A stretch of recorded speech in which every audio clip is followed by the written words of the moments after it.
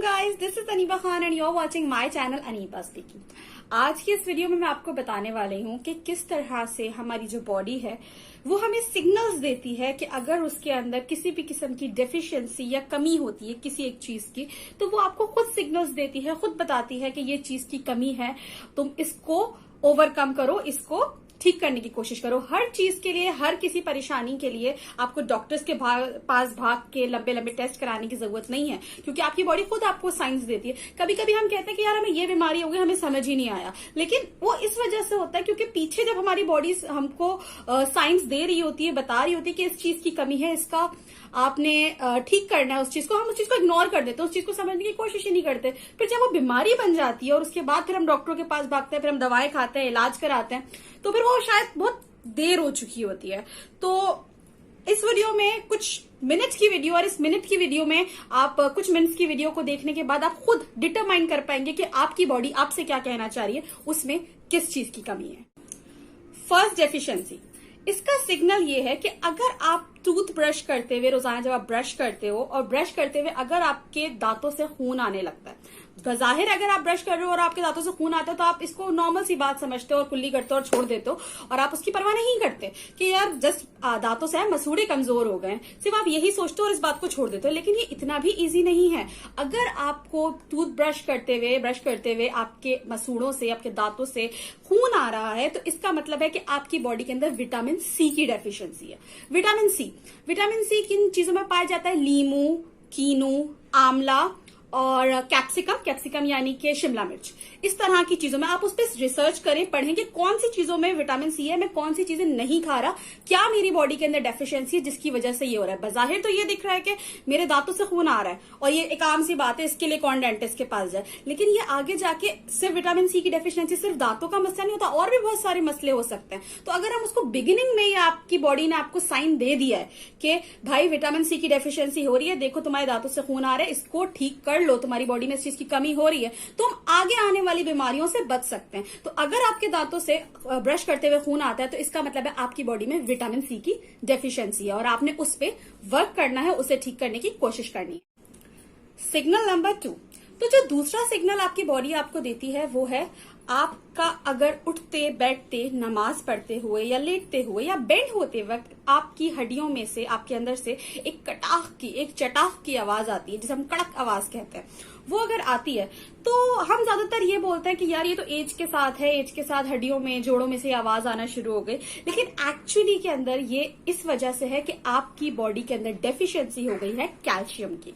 जी हाँ, और उम्र के साथ जो ये होता है वो इसी वजह से होता है कि उम्र जैसे जैसे बढ़ती जाती है आपकी बॉडी कैल्शियम खोती जाती है, तो आपकी बॉडी को और आपकी हड्डियों को कैल्शियम की मजीद जरूरत होती है एज कम्पेयर टू जैसे किसी बच्चे को।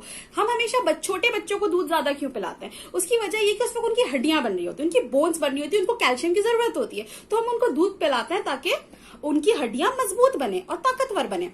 और यही सेम सिनेरियो, जितना एक बचपन में बच्चे को दूध की जरूरत होती है, इतनी ही जरूरत बुढ़ापे में दूध दही की एक बूढ़े शख्स को होती है, क्योंकि उस वक्त उसकी हड्डियां वापस बहुत कमजोर हो चुकी होती हैं, बहुत यूटिलाइज हो चुकी होती हैं। तो अगर आपकी यही वजह है कि अगर बच्चे भी और आजकल जवान भी, उन सब में कैल्शियम की कमी है, उसकी वजह से उनकी हड्डियों के अंदर से इस तरह की आवाजें आ रही हैं, और हम इसको लाइटली लेते हैं कि नहीं ऐसी कोई नहीं, ये तो है, नॉर्मल सी चीज है। बट एक्चुअली में आपकी बॉडी आपको साइन दे रही होती है कि जी आपकी बॉडी में कैल्शियम बहुत कम है, इसकी फिक्र कर लें।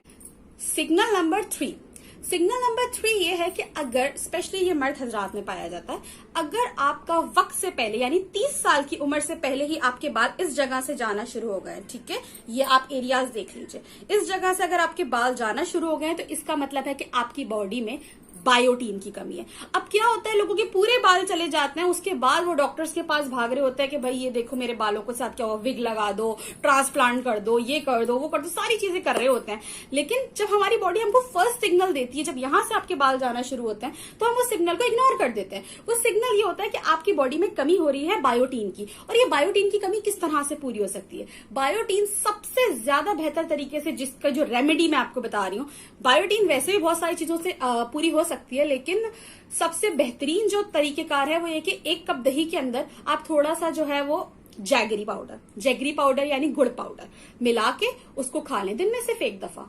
आपका ये यहीं पे अगर थोड़े से भी बाल गए ना, आपका यहीं रुक जाएगा। उसके बाद आपका ये नहीं होगा कि आप पूरे गंजे हो गए फिर आप भाग रहे हैं ये ट्रांसप्लांट कर दो, वो कर दो, वो कर दो। ब्रोज भी जाना शुरू हो जाती हैं, आपकी जो आईब्रोज है वो भी हल्की होना शुरू हो जाती है, इसी वजह से कि आपकी बायोटीन जो है वो आपके अंदर डेफिशिएंसी है। तो फर्स्ट सिग्नल के साथ ही इस पे वर्क करना शुरू कीजिए। आपके नाखूनों के दरमियान में एक व्हाइट निशान का होना। इस तस्वीर को मुलाहिजा कीजिए जिसमें आपको क्लियरली पता चल रहा होगा कि मैं किस चीज के बारे में बात कर रही हूँ। अपने नाखूनों में चेक कीजिए, अगर आपके नाखून में इस किस्म का निशान है, चाहे आप मर्द हैं या चाहे आप औरत हैं, अगर आपके नाखून में इस किस्म का निशान है तो इसका मतलब है कि आपके अंदर कमी है, डेफिशिएंसी है जिंक की।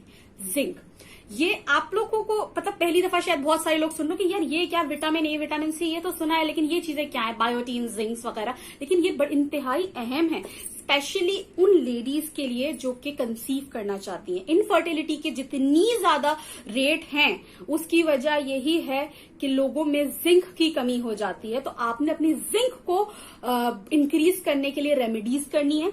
और जिंक की कमी ज्यादातर उन लोगों में हो जाती है जो कि पेस्ट्रीज, केक्स और इस तरह की चीजें ज्यादा खाते हैं, जो मीठे भी होते हैं उसमें ज्यादा हो जाता है। और चॉकलेट्स उससे बहुत होता है। कैफीन प्रोडक्ट्स जो बहुत ज्यादा खाते हैं उनकी बॉडी में जिंक की कमी हो जाती है, यानी कि चाय बहुत ज्यादा पीते हैं, कॉफी बहुत ज्यादा पीते हैं, केक बहुत ज्यादा खाते हैं, उनकी बॉडी में जिंक की कमी हो जाती है। And same goes for main, ठीक है। और ये इस लिहाज से अगर आप फर्टिलिटी के लिहाज से देखें तो either it's main either it's women, both के लिए जिंक की कमी बहुत ज्यादा नुकसानदेह साबित हो सकती है। तो अगर आपको ये व्हाइट निशान नजर आ रहा है तो आज ही अपने जिंक का इलाज रेमेडीज के थ्रू करना स्टार्ट कीजिए।